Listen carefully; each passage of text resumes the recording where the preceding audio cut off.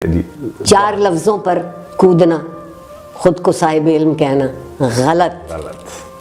بے شک علم وہ سمندر ہے کہ جس کی کوئی تھا نہیں ہے، واہ واہ واہ، کوئی انتہا نہیں ہے۔ علم وہ راستہ ہے جس کی کوئی منزل نہیں ہے۔ واہ واہ واہ، آپ کے راہ چلتے لوگ آپ سے کبھی کبھی ایسی پتے کی بات کہہ جاتے ہیں کہ آپ دنوں سوچتے ہیں کہ اس نے یہ کہا کیسے۔ میں مولانا روم کی ایک چھوٹی سی کہانی سنانا چاہوں گی۔ جی، ایک گڈریا مسجد میں نماز پڑھتا تھا، تو گاؤں کے امام مسجد سے اس نے پوچھا کہ سرکار، جو یہ میرے مویشی ہیں بھیڑ اور بکریاں، ان کی چراگاہ دریا کے پار ہے، ہمارے گاؤں میں کوئی ان کے خوراک کا سامان نہیں، تو میں روزانہ جاتا ہوں تو مجھے کشتی کے 2 آنے دینے پڑتے ہیں جانے کے، اور 2 آنے دینے پڑتے ہیں، تو میرے تو بہت پیسے خرچ ہو جاتے ہیں۔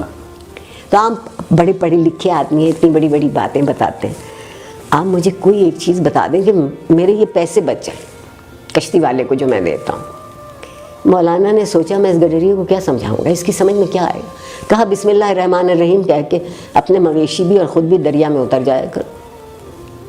اگلے سے اس صاحب یقین نے، یہ بنیادی میں صاحب یقین نے جو ملا نے کہا تھا اس پر اس نے بسم اللہ پڑھی، اپنا تہمد اپنی کمر سے باندھا، مویشیوں کو بھی اور خود بھی، اور دریا کے پار۔ آہا، بے حد خوش 2 آنے بچ گئے، میرے بچوں کا کھانا اچھا آ جائے، واپس بھی ایسے ہی آ گیا۔ اب زندگی بہت اطمینان سے گزرنے لگی۔ ایک دن شام کو وہ اپنے مویشی گاؤں واپس لانا چاہتا تھا، تو دیکھا کہ مولانا بھی وہیں کھڑے اور بہت پریشان ہیں۔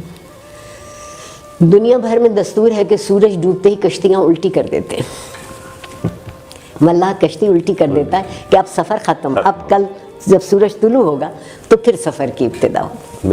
غروب ہو چکا تھا سورج، انہوں نے دیکھا یہ اپنے پورے ریوڑ کے ساتھ مزے میں گوالا گاتا ضرور ہے، ریوڑ والا گاتا ضرور ہے، اس کی طبیعت میں موج ہوتی۔ یہ چلا آ رہا ہے تو اس سے پوچھا کہ تم کیسے پار جاؤ گے؟ یہ تو کشتیاں الٹی کر گئے، کوئی ملاح نظر نہیں آتا، کوئی کشتی نہ۔ اس نے کہا واہ مولوی صاحب واہ، مجھے تو آپ نے ہی بتایا تھا کہ بسم اللہ پڑھ کے دریا میں خود بھی اتر جانا، مویشی بھی ہو تم پار ہو جاؤ، تو آپ بھی بسم اللہ پڑھیے اور چلیے میرے ساتھ۔ وہ چرواہا صاحب یقین تھا، بے شک یہ صرف صاحب گفتار تھے میری طرح۔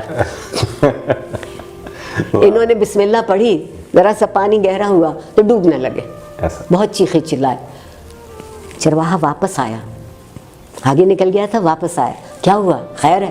کہنے لگا میں کیسے، میں تو ڈوب رہا ہوں، میں تو مر رہا ہوں، میں تو یہ کر۔ اس نے کہا خیر، اس نے انہیں اٹھایا، اپنے کندھے پر رکھا، اور جب ساحل پہ لا کے کنارے پہ اتارا، کہا مولوی صاحب یہ بسم اللہ تو آپ نے ہی مجھے بتائی تھی، تو آپ سے کیوں نہ دریا پار ہوا؟